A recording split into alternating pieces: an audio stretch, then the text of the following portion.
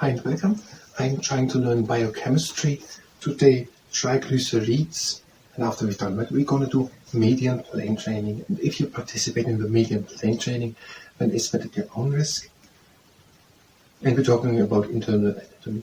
And this is part 2 of the triglycerides. Now we're trying to go through that section here and try to put the information that we understand together and make a little presentation about it.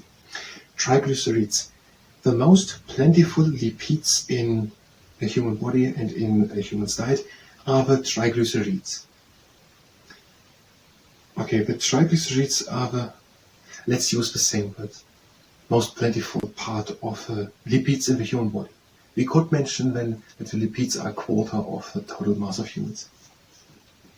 At room temperature, triglycerides may be either solid, they are in fats, or liquids, oils, and they are the body's most highly concentrated form of chemical energy.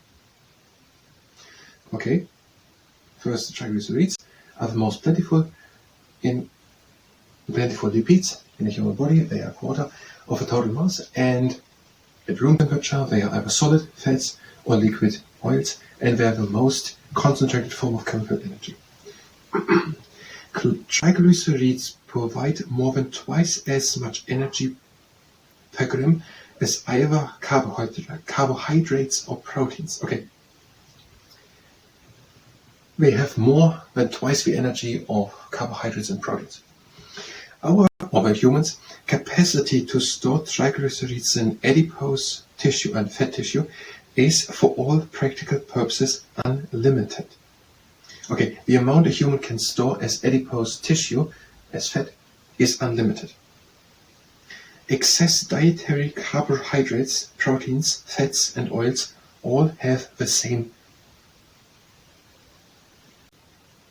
With all happens the same fate. They are deposited in adipose tissue as triglycerides. Okay, adipose tissue. Maybe we're going to add in this adipose tissue, not just the lipids are there, but also the carbohydrates and proteins.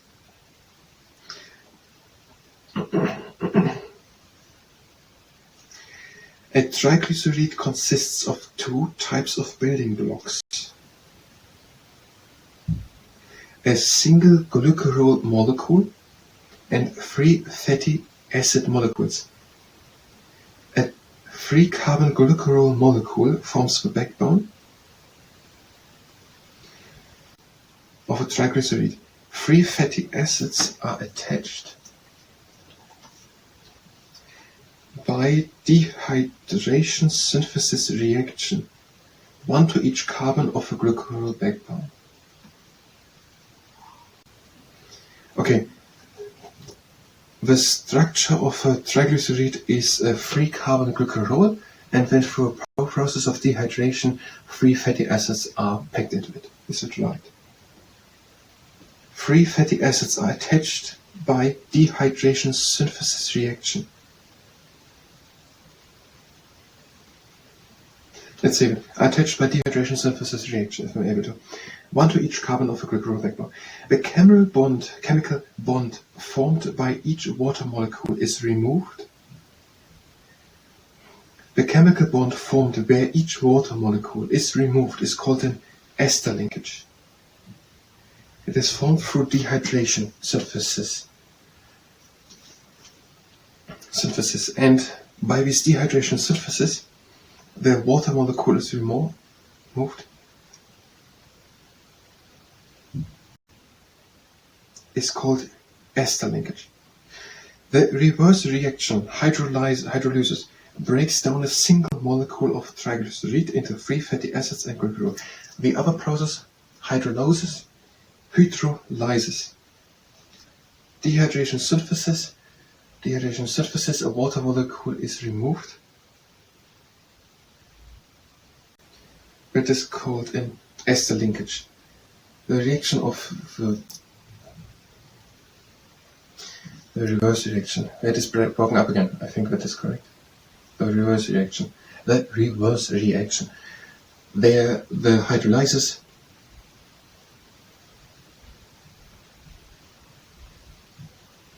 hydrolysis most of told you. That is broken down again into one single molecule of broken down into free fatty acids and their glycerol. In later chapters, we will refer to saturated, monounsaturated, and polyunsaturated fats. Saturated fats are triglycerides that contain only single covalent bonds between fatty and acid carbon atoms. They do not contain any double bonds between fatty acid carbon atoms, and thus each carbon atom is saturated with hydrogen atoms. Triglycerides with many saturated fatty acids tend to be solid at room temperature and occur mostly in animal tissues. They also occur in a few plant products such as cacao butter, palm oil, and coconut oil. Monounsaturated fats contain fatty acids with one double covalent bond between the two fatty acid carbon atoms, and thus they are not completely saturated with hydrogen atoms. Olive oil and peanut oil are rich in triglycerides with monounsaturated fatty acids.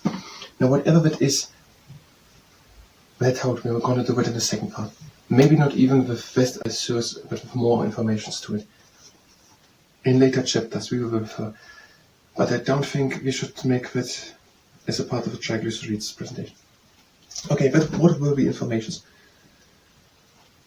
Triglycerides are the most plentiful lipid in your body. Okay, we're talking about lipids. Triglycerides are part of lipids. The most plentiful lipid in the body, a quarter of that is it. And when was also taught that are the most concentrated form of chemical energy in the human body, more than twice as much as carbohydrates and proteins, and also at room temperature where they are either solid fats or liquid beta oils. And there's unlimited storage capacity in adipose tissue, and where not only the lipids, the fats and oils, but also the carbohydrates and proteins are stored. Glycerol consists of two types of building blocks. It's structured with one free carbon glycerol, as backbone, and then free fatty acids attached to it by a process called hydrophobic synthesis? Dehydration synthesis. And if they're broken up again, that is called hydrolysis. This chemical, maybe I said it, but it's a bit confusing, but the chemical bond formed where each water molecule is removed is called an ester linkage. And the thing there are, when fused together by the dehydration synthesis where water molecule is removed, is called ester linkage. I'm going to start the camera, I have 2 minutes.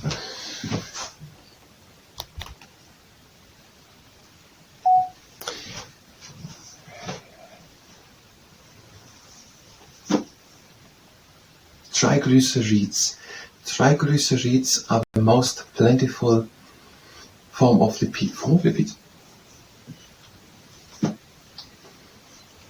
Triglycerides are the most plentiful lipids in a human body. A human body has around a quarter of it as lipids. And at room temperature, they are solid, they are fats, or they can also be liquid when there are oils. And these lipids are stored in an unlimited amount as adipose fat tissue in a human body, and also are there in this adipose fat tissue carbohydrates and proteins stored. And the lipids have a most concentrated form of chemical energy of the other ones, and it is more than twice as much as carbohydrates and proteins. It is made up out of 2 parts of building blocks. It is a free carbon glycerol as backbone, and then free fatty acids into it, basically stacked into it. And the thing that they're stacked into it is called ester linkage, and where water molecule is removed with the whole process of packing it into it is called dehydration synthesis.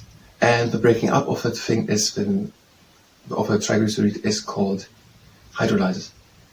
And that is according to Gerard Tatora and Sandra Grabowski's Principles of Anatomy and Physiology book, page 45, but this is no medical advice.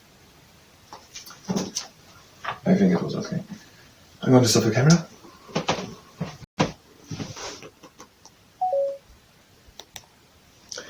And we have a little bit of time left. Let's read once more about the other part about the saturated and unsaturated fats, what it was, just to read about it so that we can think about them if you make a presentation just based on these informations, or we wait until we get more.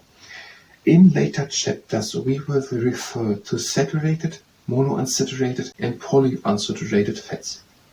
Saturated fats are triglycerides that contain only single covalent bonds between fatty acid carbon atoms. They do not contain any double bonds between fatty acid carbon atoms, and thus each carbon atom is saturated with hydrogen atoms.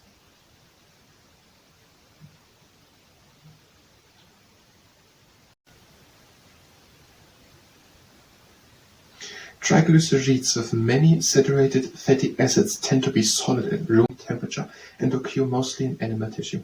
They also occur in a few plant products such as cacao butter, palm oil, and coconut oil. Monounsaturated fats contain fatty acids with one double covalent bond between two fatty acid carbon atoms, and thus they are not completely saturated with hydrogen atoms. I would say right now we're not going to make a presentation based on that. These are basically 2-3 things explained pretty straightforward. What is happening there? And I basically don't understand what is said there. And I don't want to repeat it just like that. That means we've also part to the triglycerides, at least for now. If you were here for biochemistry, you can go directly to the next part of biochemistry, where we will continue with biochemistry. And if you stay here and participate in the medium plane training, then it's better that you always. We're bringing one leg up and we're pointing with the foot down. Pull the leg up. And the other leg up. Pull the leg up, point the foot down, and try to relax the leg. And now, have the legs standing around hip width apart. Go a bit down and contract the upper legs. And now straighten one leg. Slowly keep the contraction in both legs. And the middle slowly back again, and the other leg straighten it, and back into the middle. And something similar, legs a bit wide apart, go again down, contract again the upper legs, and go over to one side, straighten one leg completely, keep a contraction, try to keep a contraction, slowly back, over to the other side, keep contraction, pull also the legs together, push them together, straighten the leg completely, contract the legs, press them together, back into the middle. Another leg. Now one leg up. Right angle with the leg, flex foot, even line hips taller with the back, and press from the top against the knee. You can do it also with quite a lot of effort. Now from the other side.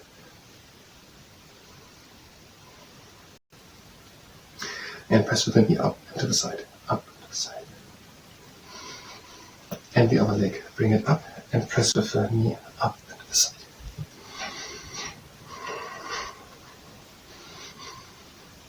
And the next exercise. It was very fast. Press from the top against the knee. I've done it a little bit.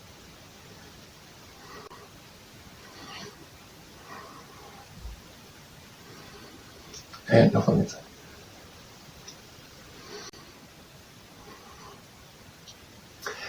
And now one leg up and press from the outside and on the side.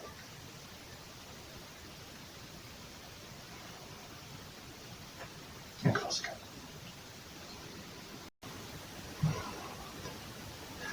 Other leg up, press on the outside and on the side. And close again.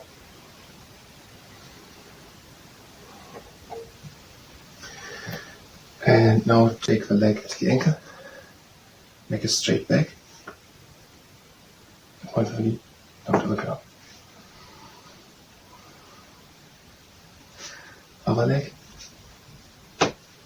make a straight back, and point the knee down to the ground. And legs wide apart, breathing that out. And breathing out.